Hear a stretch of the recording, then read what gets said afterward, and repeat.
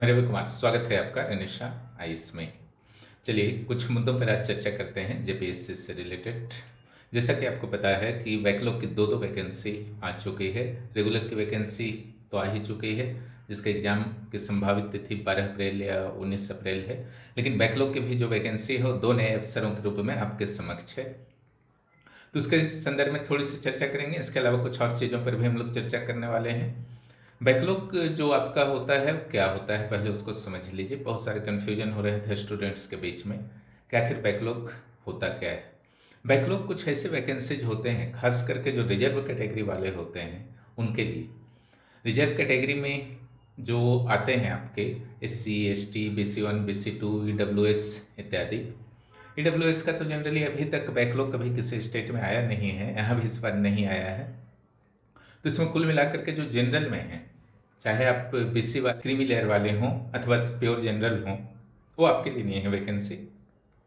और जितना SC का सीट लिखा हुआ है, जितना ST का सीट लिखा हुआ है, या BC1 या BC2 का जितना भी सीट लिखा हुआ है और ST का जितना सीट है, वो सारे सीट सिर्फ उन्हीं के लिए हैं। और अगर आप शेड्यूल कास्ट से हैं तो आपका जितना सीट लिखा हुआ है उसके अलावा कोई भी सीट पर आपकी दावेदारी बैकलॉग एग्जाम में नहीं होती है, क्योंकि यहाँ ओपन सीट या जनरल सीट तो है नहीं। तो दो जो वैकेंसी आए हैं, एक 2023 के हैं और दूसरा 2025 के हैं। ठीक है, 2023 के जो वैकेंसी है उसमें 7 सीट है। जो वाणिज्य कर पदाधिकारी, जो JFS के रूप में आप जानते हैं, झारखंड फाइनेंस सर्विस, एक काफ़ी अच्छा सर्विस है। जनरली इसकी पोस्टिंग जो है शहरों में होती है और GST ऑफिसर के रूप में जाने जाते हैं, CTO के रूप में जाने जाते हैं। प्रमोशन थोड़ा फास्ट होता है, लेकिन इसमें मात्र 7 सीट है जो SC शेड्यूल कास्ट और BC2 से रिलेटेड है। दूसरा जो 2025 का आपका वैकेंसी है बैकलॉग वाला, उसमें आपका 45 सीट है, जिसमें SC ST BC1 BC2 सभी के लिए सीट्स हैं। यहाँ पे वर्टिकल आरक्षण यहाँ पर नहीं मिलेंगे, है ना, क्योंकि यह आरक्षित वर्गों के लिए ही है, तो वर्टिकल का तो कोई मतलब नहीं है। लेकिन हॉरिजेंटल आरक्षण जो भी होते हैं, महिला का 5% या फिर आपका दिव्यांग वर्ग का आपका सैन्य कोटा, ये कोटा जो भी आपका होता है झारखंड सरकार के नियमावली के अनुसार, उन सारे को हॉरिजेंटल आरक्षण मिलेगा। हॉरिजेंटल आरक्षण का अर्थ क्या होता है? इसका अर्थ होता है कि अगर खुद ब खुद ऐसे कैंडिडेट आ जाते हैं तो फिर उनको आरक्षण दे करके, कट ऑफ डाउन करके फिर नहीं लाया जाएगा।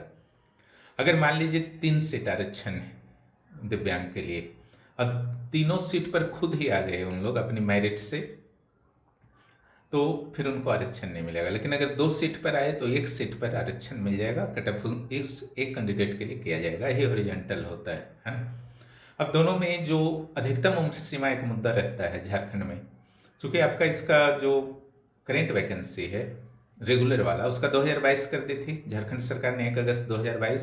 तो 2025 का जो बैकलॉग है, नियम के अनुसार वो 2025 होता, लेकिन उसका भी 1 अगस्त 2022 कर दिया गया है। और रही बात आपका जो 2023 वाला है, उसका 2017 किया गया। ना कि 7 सीट ही है, लेकिन आपके लिए बेहतर अवसर है ना। सीट के पीछे मत जाइएगा कि 45 सीट है, 7 सीट है, 101 सीट है। अपना बेहतर देने का प्रयास कीजिए। आप जितना अपना बेहतर दीजिएगा, आपके लिए संभावनाएं उतनी बेहतर होंगी। ठीक है, मृत्युंजय गोप को यहाँ से आप देखते हैं, बैकलॉग में मात्र 10 सीट था, 2017 से प्रक्रिया चल रही थी और इस दौरान उनका 11वां में भी आपका इंटरव्यू कॉल हो गया था।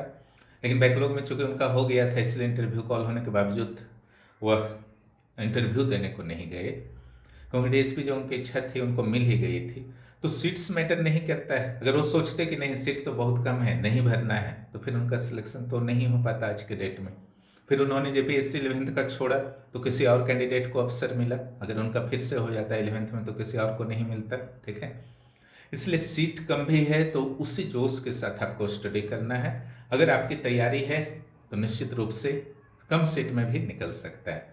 अब यह मुद्दा बन रहा है कि इधर 2 बैकलॉग है, उधर रेगुलर वाला है ना, ऊपर से जेट है, JSSC के कुछ एग्जाम्स हैं, तो तनाव तो हो जाता है ना।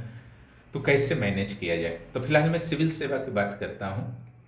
सिविल सेवा की जब आप तैयारी करते हैं तो थोड़ा इस पर कंसंट्रेट रहने सीखिए, और ख़ास करके किसी एक आयोग का सिलेबस जब तक फिनिश नहीं होता है तब तक दूसरे आयोग में हाथ मत डालिए। ठीक है, अगर जेपीएससी आधा अधूरा है, बीपीएससी यूपीएससी भी भर रहे हैं तो 2-3 नाव की सवारी हो जाएगी। लेकिन अगर जेपीएससी आपका ठीक ठाक कंट्रोल में आ चुका है, फिर दूसरे आयोग में भी चांस ले सकते हैं। सिलेबस फिनिश करना पीटी और मेंस का वो बहुत इंपॉर्टेंट होता है। कोई भी दिक्कत होती है रेनेसा इससे आप जुड़िए, यहाँ पर बहुत प्रॉपर वे में आपके सिलेबस को फिनिश कराया जाता है पीटी और मेंस का। बाहर से कुछ भी पढ़ने की आपको ज़रूरत नहीं पड़ती है। और बीपीएससी भी बहुत जल्द शुरू होगा। जेपीएससी के नोट्स सब इंग्लिश के अब समाप्त ही होने वाले हैं मुख्य परीक्षा के, और अगली बार से प्रारंभिक परीक्षा में भी इंग्लिश के नोट्स मिलेंगे जेपीएससी में। और प्रोजेक्ट मैनेजर के मेगा टेस्ट भी आपके 24 तारीख से शुरू होने वाले हैं, उसमें भी आप ज्वाइन कर सकते हैं, जिसमें कोशिश किया जाएगा कि जो एग्ज़ाम आपका जेपीएससी का होता है उसी के पैटर्न पर आपको उपलब्ध कराया जाए टेस्ट को, जिससे आपके मन में जो भय होता है मुख्य परीक्षा के प्रति वह निकल जाएगा। मैं मैनेज करने की बात कर रहा था। अभी प्रोजेक्ट मैनेजर भी जैसे है आपका जेपीएससी का रेगुलर है, 2-2 बैकलॉग है। और सबसे प्रॉब्लम वाली बात है कि एक साथ प्रीलिम्स नहीं है, अलग अलग है तीनों का, है ना। अगर मान लीजिए 19 अप्रैल को मान लीजिए या एक आध सप्ताह कैंसिल होगा, तो 19 अप्रैल को अगर पीटी आपका होता है रेगुलर का, तो फिर मई में आपका बैकलॉग का है।